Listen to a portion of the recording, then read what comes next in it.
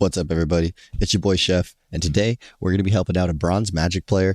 They're brand new to Ranked. In fact, we're actually going to be going over one of their quick play games, which is totally fine. I think a lot of the principles we're going to be talking about today are still going to apply in any match and can be practiced in any match. And I think quick play is really good for practicing these sorts of things anyway. Also, I think between a bronze match and an unranked match, you're not going to find a huge difference in quality of skill anyway. So with that being said, let's go ahead and go right into it. I will also preface this by saying I did watch this ahead of time just to kind of have an idea of what we are working with. So we'll go ahead and talk about things as we go through them. Now, this first fight actually goes pretty well. I will say that we kind of waste time just hanging out in main before we do end up going on the flank. The flank that we end up taking is actually really good, although I would have liked to see you start here in the first place, just because you would have been in a better position to jump on them right when the opportunity presented itself. That being said, we do still take advantage of what we can get. We actually land a really nice slash on the invisible one there, and then we do end up missing the dash on the Punisher, unfortunately, but we still get the kill. And this actually presents an opportunity to talk about mechanics a little bit. You did mention that mechanics was a concern of yours, and I will say, honestly, in general, I think you're a pretty solid Magik player, mechanically speaking. Magik is a pretty challenging character in that sense, and so I don't expect you to be landing every slash or every dash. We're going to miss things here and there, and that's okay. Being able to play smart in spite of that is what we want to be seeing, right? And so we do that well here at first. I mean, we land the slash, like I said, and the dash. Actually, let's talk about the dash for a second, because this is a great example of why a lot of people miss the dash. And the dash can be really tricky to hit because most people, myself included when I first started playing Magik, think you want to hit them with the sword, right? So they aim a little bit in front of whoever they're aiming for, usually a little to the left, and try to hit them with the dash, with the sword on the dash. But really what you want to do is you want to hit them with the character model of Magik itself, right? So you really want to be aiming a little bit off to the right. And the reason that is because of because this is a third person game, the perspective is a little wonky, and you're technically like not aiming straight down where the character is going, but the character is going a little bit across your crosshair like that. So we end up going a little straight, and it's a little hard to tell there, or if it's a little hard to tell there, we'll look at other examples of it later in the game. But for now, we still end up getting the kill on the Punisher, which is awesome. And here's where things go a little bit south for us, right? We get a little bit tunneled on the Star-Lord, and this is where I want to talk about tunneling, and we're also going to talk about something called kiting, right? In this situation, first of all, let's back up a little bit, and we can kind of see that this isn't the best spot for us to be in. We're kind of surrounded by enemies. We do have our Psylocke here to help us out, but realistically, our team's back here for the most part, and we're deep in enemy territory, right? So we want to be thinking about our escape routes, not focusing on getting more kills at this point. On top of that, we try to engage Star-Lord, and the thing with Star-Lord is he has a little bit of a wider effect, or a longer effective range than you do. He can shoot, you can't.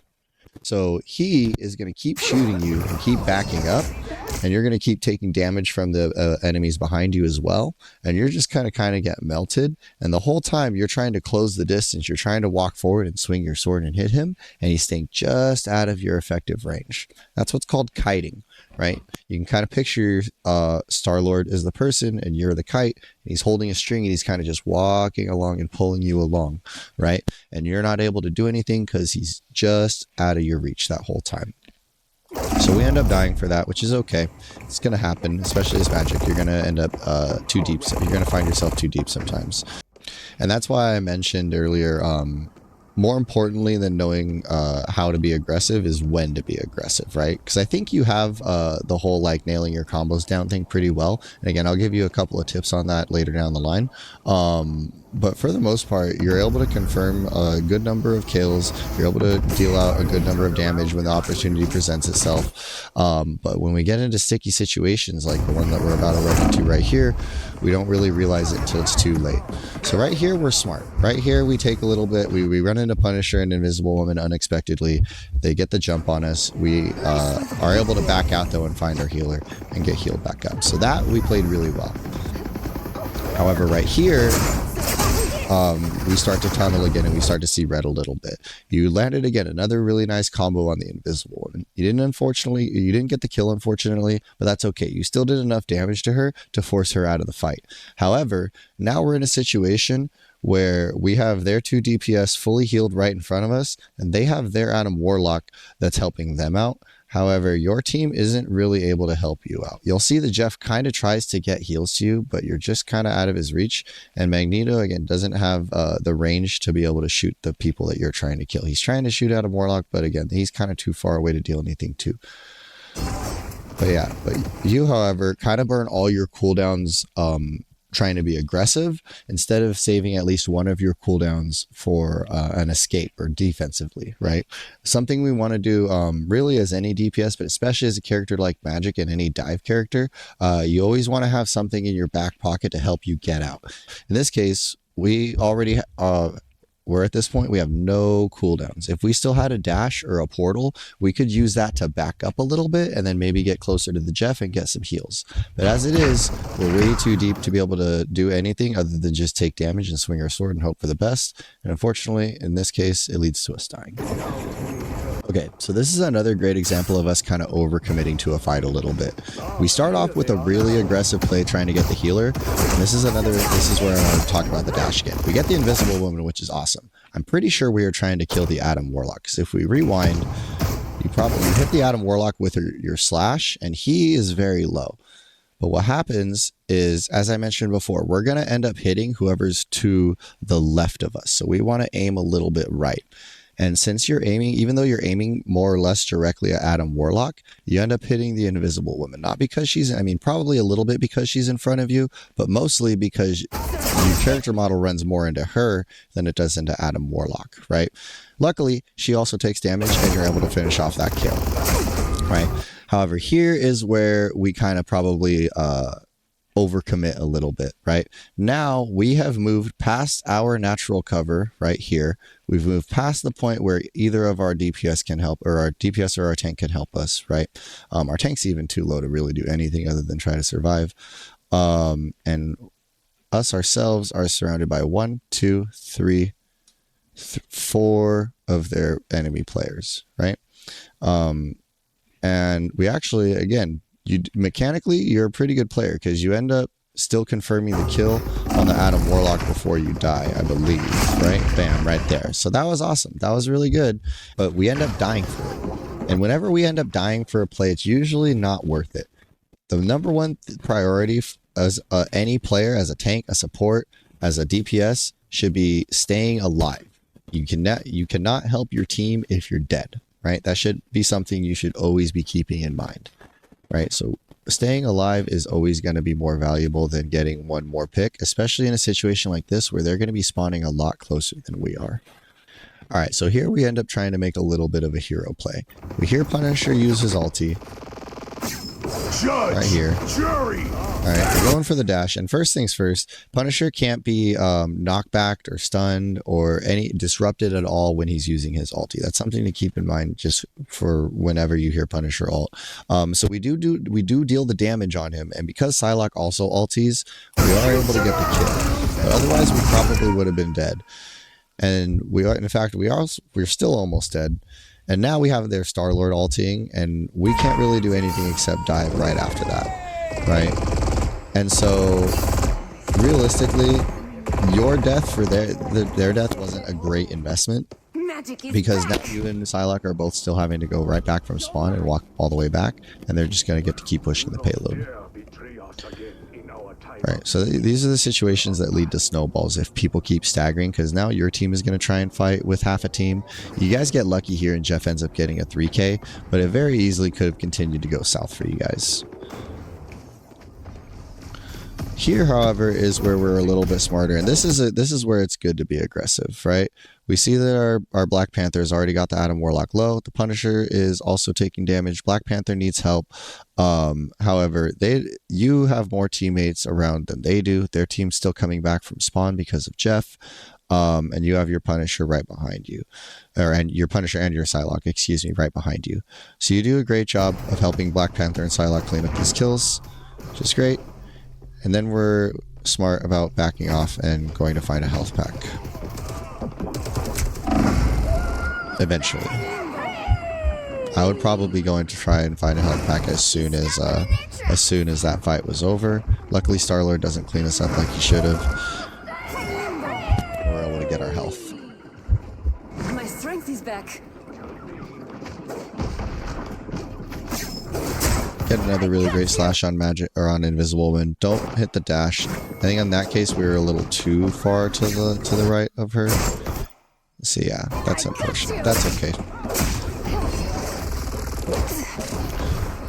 Here's where we start to get kind of lost in the sauce again, though. Invisible Woman goes flying off our screen because she uses our double jump, and we kind of just are clicking buttons, and we end up kind of just beating up the payload, and we're not dealing any damage. Then we see the squirrel girl, we get locked onto her, we start fighting her, but we're not really trying to figure out what's going on in the greater team fight, right? We do get a kill on the squirrel girl, which is great. Kind of, again, get a little tunneled on Punisher, but we end up confirming the kill because we don't let him kite us. Notice how you use your dash to close the distance there. That was good. And now we find ourselves in another unique position because we're directly behind the team. Things are kind of split on both sides, I think, here. Because both of their supports are kind of alone. They have their Star-Lord. Your team's hurting, but they're in cover and they're kind of taking a good defensive position. They have people coming back. In general, things are kind of a bit messy, right? And you're going to run into a lot of fights like this at the bronze level, and really even a little bit above the bronze level. So it can be hard to kind of read these situations and know if this is a good situation to attack or not. I think it's good to be aggressive in these sorts of situations and take risks, which is what you do. And you do end up getting, I believe, let's see how this goes. Judge, jury. So we end up pushing out the supports. You actually end up getting the kill on both supports, which is awesome. But here again, now we're a little too tunneled again, right? We got both supports. I think we got a little too excited. This is where I would have probably heard Punisher ulting, and maybe we thought we had enough. We had a chance to keep pushing forward, but realistically, that's your opportunity to go back and find heals and survive, right? You already took a risky play diving their heals and their backline and fighting them 2v1. You ended up winning the fight, which is great. Don't try to push your luck too much, though. You're already at half health. The Star-Lord's low. He ends up dealing a good chunk of damage to you. You kill the Star-Lord, but now there's still the Punisher, too, on top of that. And you get a little too focused worrying about Star-Lord's res, and the Punisher is able to melt you down, right? If we would have backed off a little sooner, Star-Lord probably still would have died, and you would have been able to make it back to Jeff and get heals, and then it would have been a little bit more of a stable fight.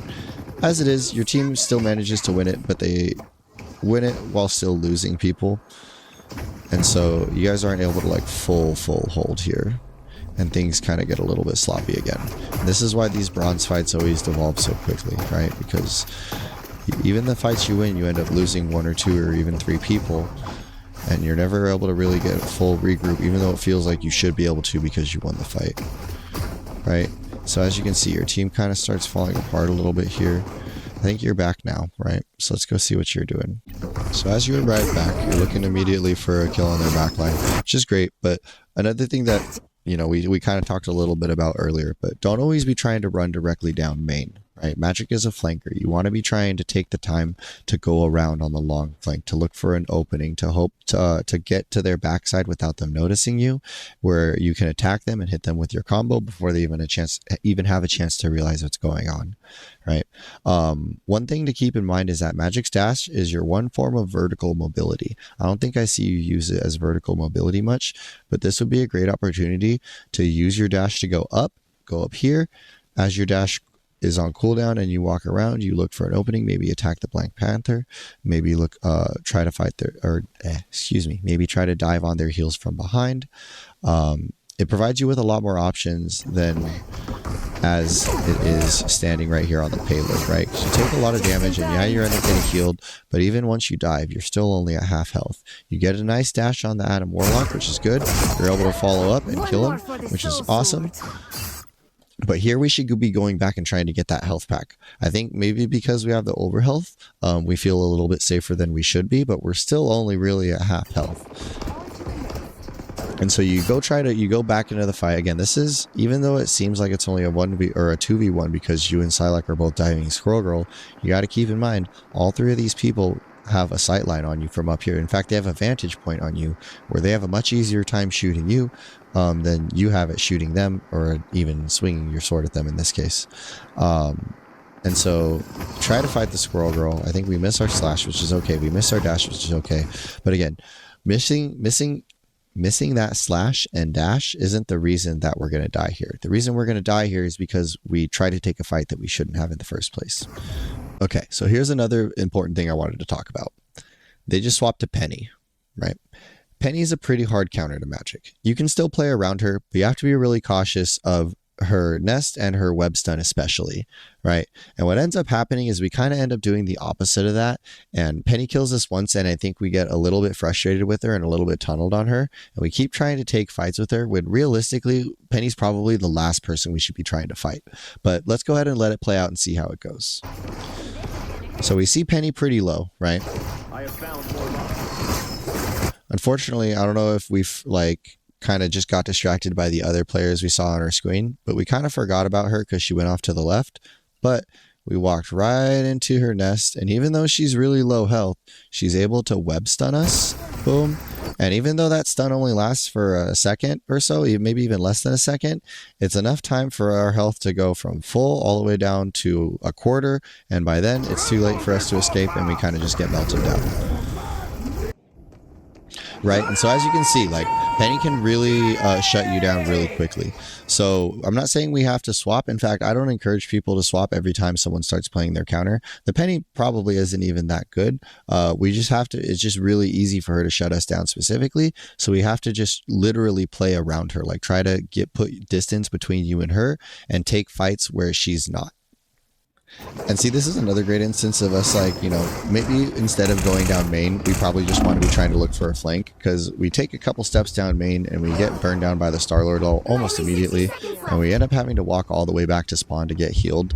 And it might as well have been like he killed us, because, right, we had to walk all the way to spawn and back, and it wasted a whole bunch of time for us. And again, this would be a great opportunity to use our dash to go up on the high ground right here.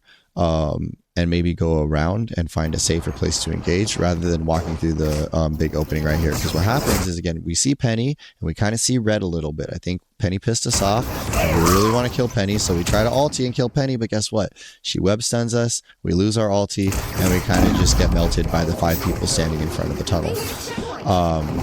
And so when using ulti, especially with Magic, you really don't want to use it out in the open. You want to use it around a corner or somewhere where the enemy team isn't going to be able to see you. So ideally, they don't even really know where you're coming from.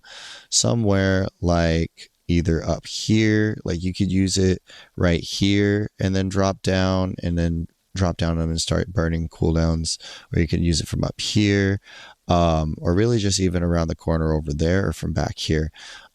Really anywhere but right here, because you can just see how many bullets are getting poured down this hallway right here, right? And when that transformation animation isn't super long, but it's long enough for you to be really vulnerable to stuff like web stuns and just taking a bunch of damage. So be careful of stuff like that when trying to use your ulti. There's another instance where we're kind of seeing red with Penny a little bit here, right? Where we're kind of corner peeking and we see the Penny and we're waiting for an opportunity to attack the Penny. But realistically, like I said, Penny's the last person you should be engaging, right? You should be going around here. Look at this. We have teammates fighting over here. We could potentially get a dive on their Cloak and Dagger, on their Punisher. There's a lot more going on here that you could do. You could even go from up here and maybe dive on the Squirrel Girl from up here. But trying to fight Penny, especially trying to come at Penny through this long corridor right here, is not going to be a good idea, right? And we'll kind of see how that plays out. You see, we wait for our opportunity. Penny gets a little closer, so we throw our slash at her. But again, she hits us, we slash, she hits us with the web, and we die, right? That's 3 in a row now. Every time we get webbed, we die. I'm not trying to point that out to how easy it is. 100% of the time we get webbed, we die. So that's one of the biggest things we want to be avoiding.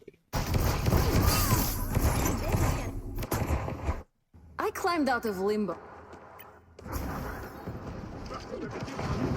Alright, so here we actually get a really nice kill on the Star-Lord. We get our slash. One thing I did want to point out that we could be doing is, I'm not sure if you know, but you can also just normal melee with magic, where I believe for console it's you're clicking in the right stick, and you just kind of bump them with the butt of your sword, and that does a cool 25 damage. And what you can do is you can slash and then normal melee right after, or almost right after, and it basically just adds a nice little 25 damage onto your combo.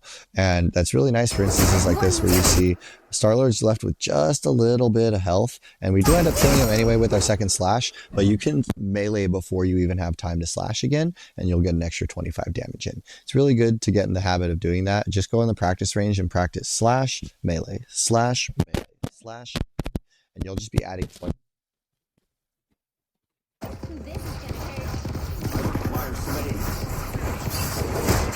Keep your distance Here we from get a the little bit lost in the sauce again. We do get a nice kill on the cloak and dagger, which is great. But then we hear Penny, and we get a little tunneled on the Penny again. And unfortunately, I think because we see her at half health, we think that we can take on this fight. But she gets the web on us pretty quickly. And guess what? Bam, bam, bam. Right? So I wouldn't be, if I hear Penny, I would be turning around. I wouldn't be trying to engage her, even if you think that she's a little weak and she's half health, or you think you can kill her.